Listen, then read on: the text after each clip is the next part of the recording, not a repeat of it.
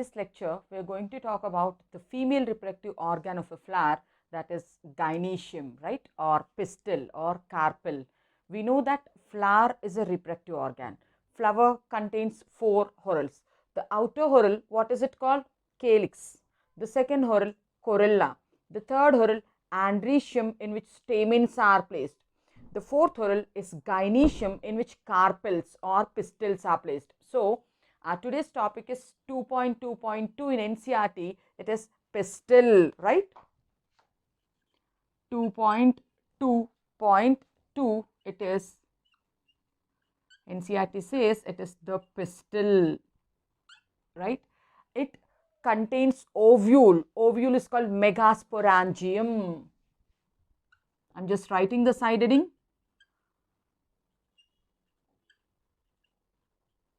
Megasporangium, ovule it is, in which embryo sac, the female gametophyte will be there. So, in which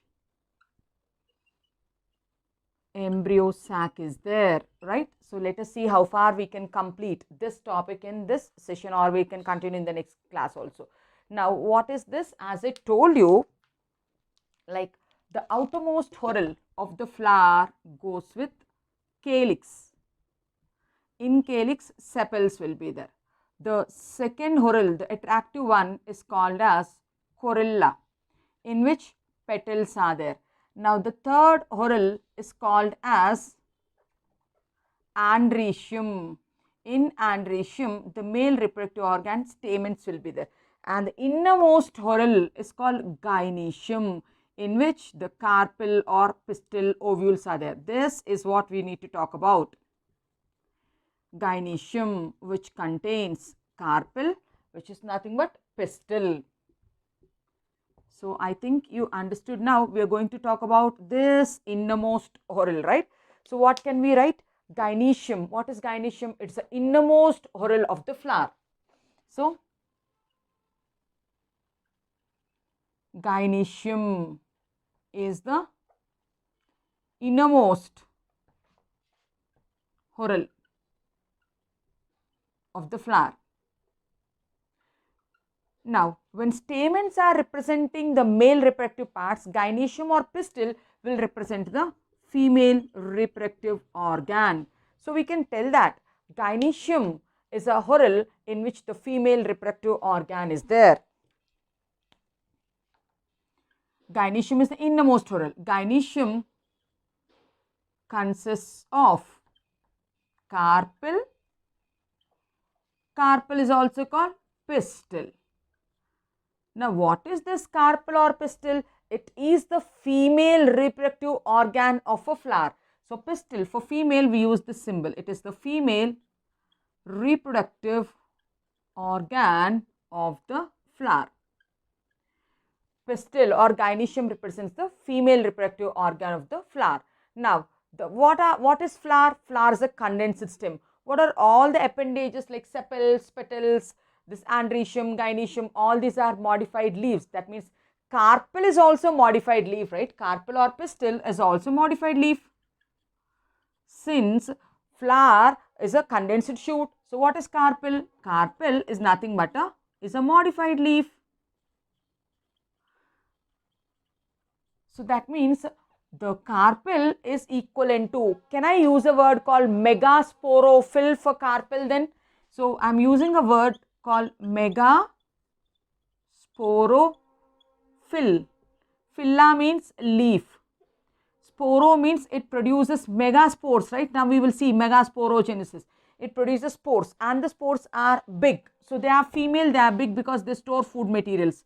So, we can also call carpel as megasporophyll, and gynoecium is the whorl in which carpels are there.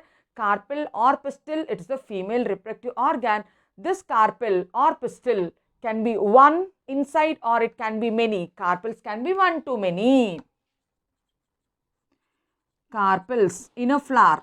How many carpels can be there? One in a flower can be one to many. Children, if one carpel is there, we call it as monocarpellary condition. If one carpel is there, what do we call it as? Monocarpal carpellary condition. If only one carpel is there, we call this a monocarpellary condition. If two carpels are there, bicarpellary condition. If three carpels are there, tricarpellary condition. If five carpels are there, pentacarpellary condition.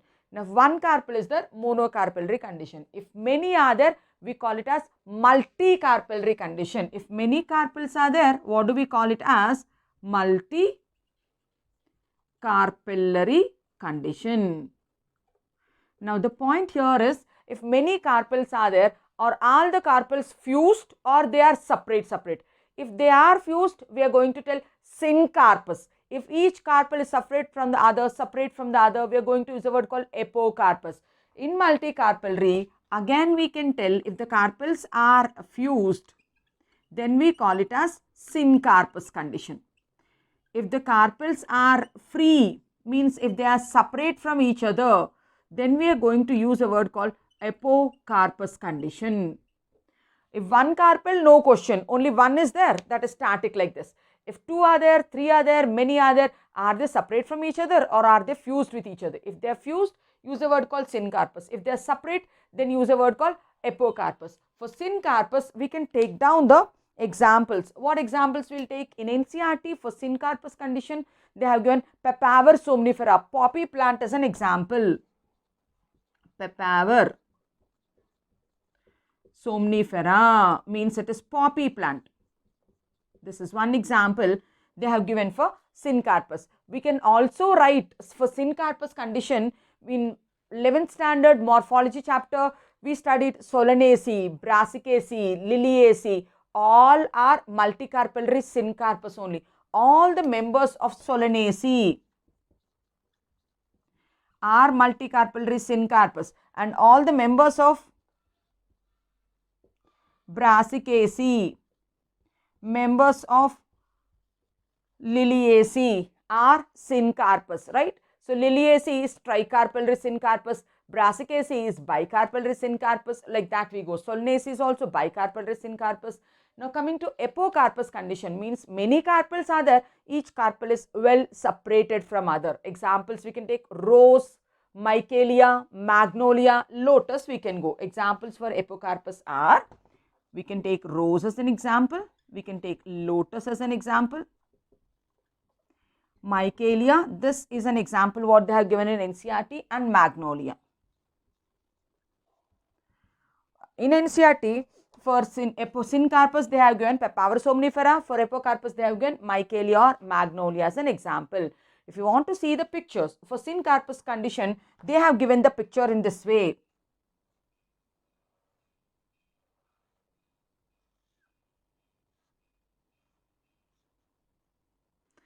The picture is like this. This is the carpel. This is thalamus. What I draw till now is thalamus. On the thalamus, we are seeing the carpels. See, many carpels are there. This is one, second one, third one, fourth one. This side we are able to see four, back side also many are there.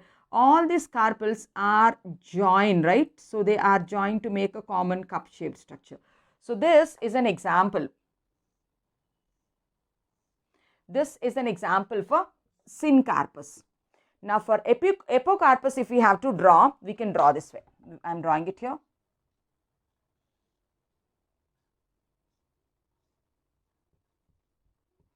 So, we need to show many carpels, right? So, I am drawing a, on this we will draw one carpel, another carpel, another carpel. So, each carpel I am trying to make it separate from each other.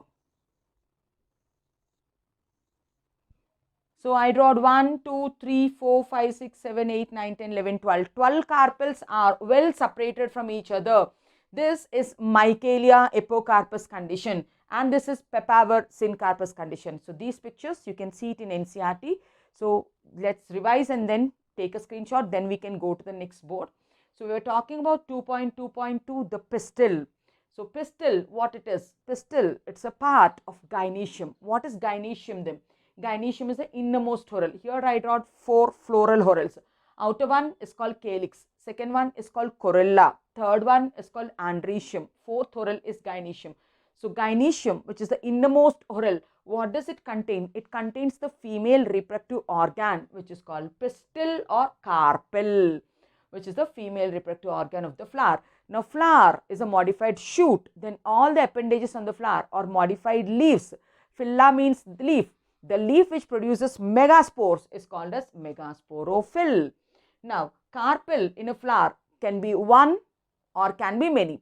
If one carpel is there, call it as monocarpal ray. If many carpels are there, call it as multicarpal ray. If many are there, are they fused? Are they separate? Fused, syncarpus, separate, epicarpus. Take a screenshot, then we will talk about the parts of the carpel.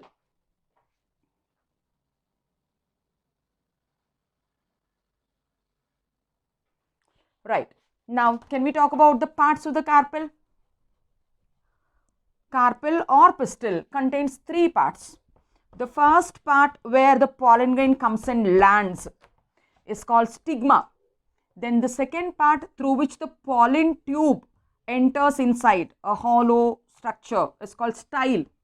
The basal swelled part where the ovules are there is called as ovary. So, what are the 3 parts of the carpel or pistil? Stigma, style and ovary. Let us write that. So, the 3 parts of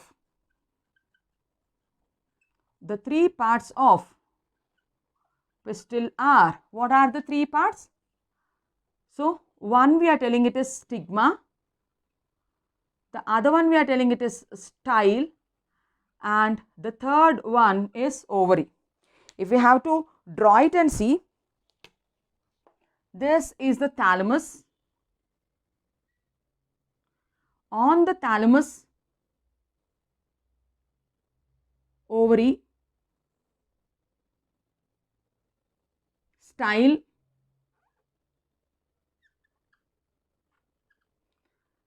pentacarpellary stigma, hibiscus stigma, they showed it in NCERT. So, these are the 3 parts which they showed us in NCERT. Now, this part is called as stigma. This part is style and the bottom part is called as ovary. So, stigma, style and ovary are parts of pistil. Now, let us see what is the role of the stigma and of course, where is the stigma present? Stigma is present on the terminal tip of the style, right? It's present on the terminal part of the style. So, stigma, it is a knob-like structure. It is a knob-like structure. Where it is present? It is present on the terminal tip. It's present on the terminal tip of the style. Stigma is present on the terminal tip of the style. Now, what is the function of the stigma? I told you when the pollen grains are coming by air or by water or by insect, the pollen grains are dropped on the stigma. Means stigma will receive pollen grains. So, stigma receives pollen grains. Pollen grains comes and land on the stigma. Now, it is the stigma only, so which checks whether the pollen grain is compatible or non-compatible. Means the stigma determines the compatibility, right? Whether that gamete should go inside or it should be rejected. Stigma only will decide. So, stigma, it checks the compatibility. It checks the compatibility of pollen with the pistil. Only when it is compatible, then the stigma will allow it to send the male gametes and pollen tube inside. So, this is about stigma. Usually, the stigma will be like this, most of the cases knob-like. In some cases, the stigma can be bifid like this, right? And in some cases, the stigma can be flat also. The stigma can be cap-like, knob-like. It can be bifid also, or it can be flat stigma also. Now, let us talk about the second portion, that is called style. The second portion of the Gynoecium or the pistil is called style. What is style? We are looking here. This is the style. I told you, when the pollen grain comes and lands here, the pollen tube passes through the style, sends the male gametes. That means style is a narrow, elongated. The style can be, here I showed it hollow. It can be hollow or it can be a solid structure. So style is narrow, but it is elongated. It is elongated tube-like structure. It is tube-like structure. It can be solid or it can be hollow. If it is a solid style, then it has transfusion tissue within. If it is hollow, no, nothing is there. If it is a solid style,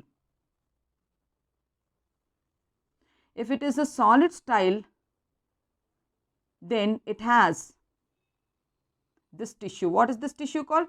Transfusion tissue. Now, through this transfusion tissue, the pollen tube will go.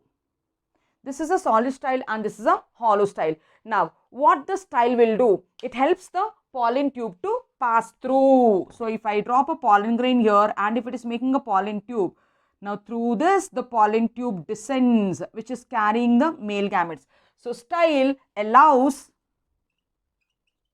the pollen tube to pass through. This is a function of the style. Now, the basal bottom swelled portion is called as ovary. What is the bottom part called? Ovary. What is it? It is basal swollen part. So, it is the basal swollen part, and each ovary, inside it contains one to many ovules. This is the ovary. Ovary contains a cavity. The cavity is called ovarian cavity, or you can call it as locule. Ovary contains a cavity. The cavity is called ovarian cavity or locule. Inside the ovarian cavity, one or many ovules are present. So, I am just drawing a parenchymatous tissue which is called as placenta. Attached to this placenta, arising from this placenta, so one or many ovules are present. Here I am trying to draw many ovules. What is this called? Ovule. Where are the ovules attached? To this structure called placenta, right? So, it is the basal swollen part, shows a cavity. The cavity is called ovarian cavity, or it is called as locule. So, inside the locules, there is a parenchymatous stalk called placenta. There is a parenchymatous stalk. Children, what is that stalk called? Placenta. So, attached to the stalk, one to many ovules are seen. Attached to the stalk, one to many ovules are seen. Understood? So, all these three parts are the parts of pistil or carpel. A pistil or carpel contains three parts. The upper part is called a stigma. The middle portion is called style. The basal bottom swelled portion is called ovary. Stigma receives the pollen grain. Style allows to pass the pollen tube through. And the ovary contains one to many ovules. Inside the ovule will be embryo sac. Inside the embryo sac will be the egg that we will discuss. Okay. So, if one ovary contains one ovule,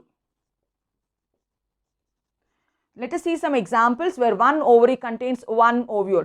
Rice, wheat, mango, sunflower, one ovary has only one ovule. If you draw the ovary like this, in this ovary, we will draw only one ovule in this manner. This is the ovary, this is the ovule. One ovary having one ovule. You can take mango as an example, paddy as an example, rice, wheat as an example, sunflower as an example. Now, after fertilization, this ovary will become fruit, ovule will become seed. Now, when we eat mango fruit, how many seeds do you find inside? Only one, right? Means it has only one ovule inside that fruit. So, that's why I took mango as an example. Now, one ovary contains many ovules. Let us talk about that also. One ovary, many ovules. Now, come on, tell me, what are those fruits in which more than one seeds are present? Immediately papaya should come in your mind. Watermelon should come in your mind. So papaya, watermelon are the fruits in which many seeds are there. That means seed is coming from ovule only, I told. So many ovules. Examples are papaya, watermelon. Take a screenshot, then we will continue.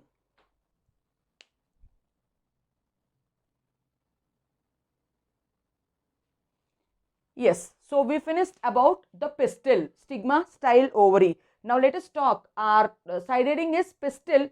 Inside the pistil, we need to talk about megasporangium. This ovule, which is inside the ovary, is called as megasporangium. Now children, let us talk about the ovule structure, right? So we finished everything about pistil.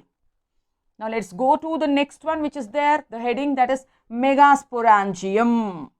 I am telling megasporangium is the ovule. Now you understood that the ovule is within the ovary. And you also understood that ovule only after fertilization is going to become the seed. So, what is megasporangium? We are here now. It is nothing but ovule. Where is the ovule? Inside the ovary.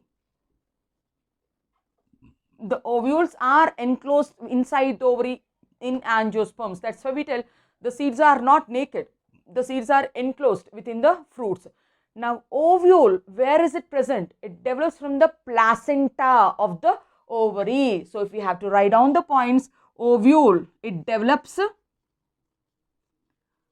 from the placenta of the ovary, isn't it? We draw a placenta to which we have attached the ovules. Now, ovules are generally small. Inside the ovary, how many ovules I kept? That means they are small. General shape of ovule is oval shaped structures. And the body of the ovule is called nucellus, which is rich in abundant food reserves. So, come on, tell me, ovule is small or big? So, ovules are generally small. They are generally small. They are oval shaped structures. They are oval shaped structures and have abundant food reserves. It has abundant food reserves. What is that region called? Nucellus, which makes the body of the ovule.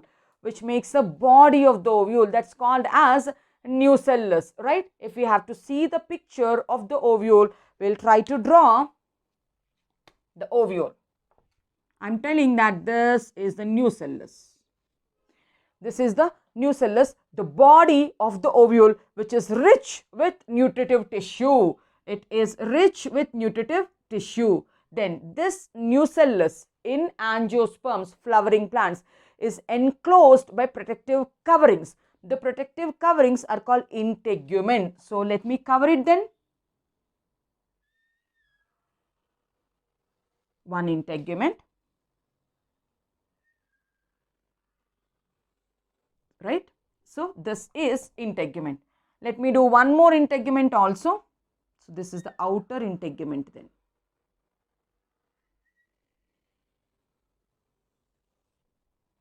So,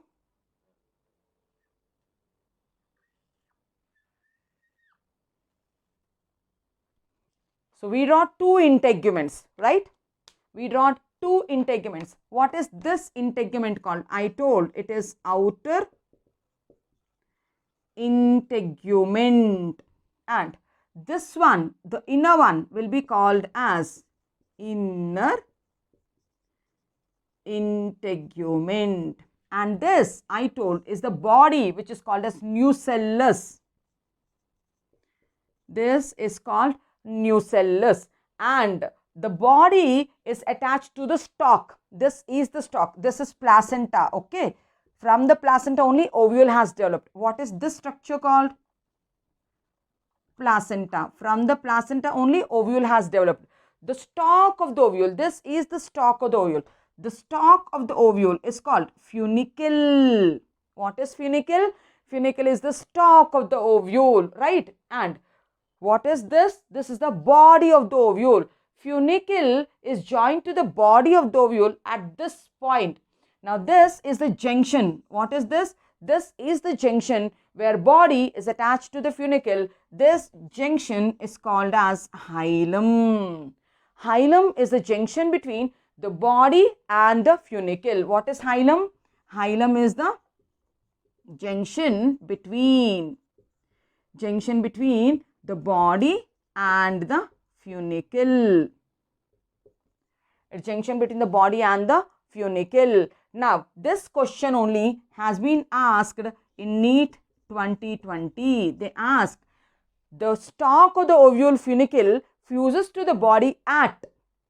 The body is fusing to the stalk at hilum. This was the question they asked. Then next one, this end is a place where integuments are not there. There is a pore here.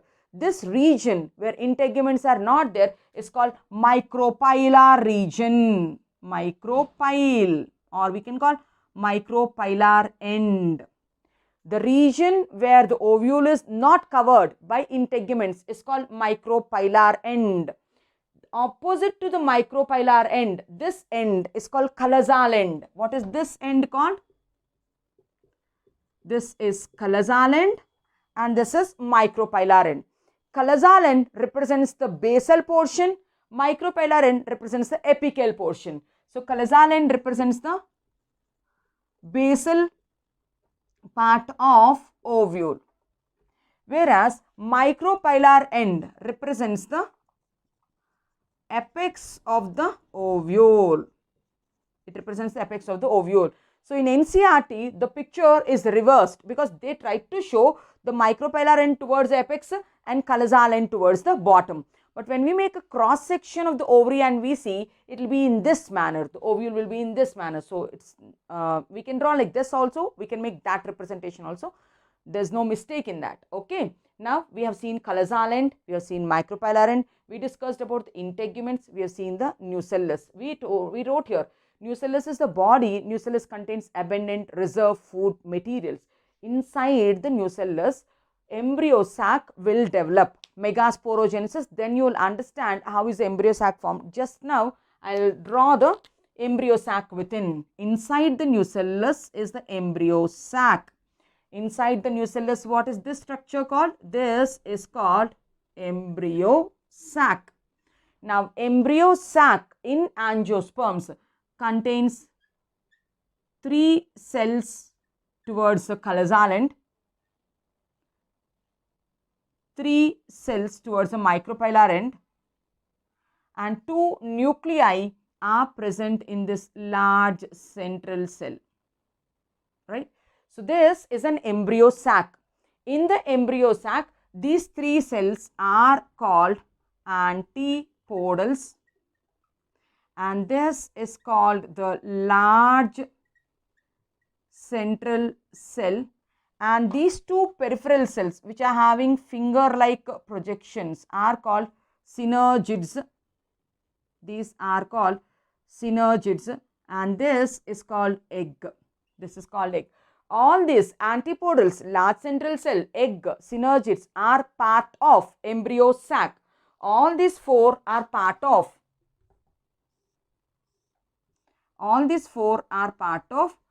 Embryo sac. We will talk it in clear detail. Megasporogenesis, embryo sac, I will tell in the next class. Embryo sac, since it contains the female gamete egg, embryo sac is called female gametophyte. This embryo sac which is inside the nucellus is called female gametophyte. Children, if you remember, pollen grain is called male gametophyte because it is haploid. It represents the gametophytic generation and it is a male one. Here, embryo sac in which the egg is there, the female gamete is there, haploid. It represents again the gametophytic generation. Is called as female gametophyte. And surrounding, we can draw nucellar cells here. Now, this is surrounded by, all these cells are all these cells are nucellar cells. Okay. In that nucellar cells, suspended in the nucellar cells, we have the embryo sac. So, this is the structure of an ovule. Okay, ovule is also called megasporangium. So, ovule, it develops from the placenta. This is the placenta, and completely ovule is enclosed in the ovary. So, if we have to draw an ovary like this. Ovules are generally small. You can see it is oval shaped structure. The body of the ovule is called nucellus. This is nucellus. Suspended inside the nucellus, embryo sac will be there. Embryo sac will be there. Embryo sac is called as female gametophyte. Embryo sac contains antipodals, one large central cell, one egg cell, two synergids it has. And in angiosperms, the ovules are covered by integuments. This is outer integument, this is inner integument. The place in the ovule where integuments are absent is called as micropylar end. The opposite end to the micropylar end, this end is called as callosal end. Okay. At the callosal end, all the integuments and all are fused. So, that is why I just rubbed the integuments, because at the callosal end, the integuments will be fused. This is the micropylar end. Micropylar end represents the apex. Callosal end represents the base. And the stalk of the ovule is called funicle. What is the funicle called? It is called as the stalk of ovule. It's called stalk of ovule. The body of the ovule is joined to the stalk via hilum. So, hilum is junction between the body and the funicle. This point came in NEET 2020 examination. So, hope you understood what is pistil, what is megasporangium, what is embryo sac. In the next lecture, we will talk about ovule in detail, and we will see how many types of ovules are there depending upon the nucellar content, how many types of ovules are there depending upon the integuments what they are covered, depending upon the micropylar, callosal end and funicle positioning also. We can see 6 types of ovules. So, in the next lecture, we are going to talk about megasporangium ovule in detail. So, and in the next class, we will talk about embryo sac. Hope the content is informative, up to the mark of your NEET syllabus and all. So, any comments, kindly post them in the comment box. If you like the content, like, share and subscribe to my channel. Thank you.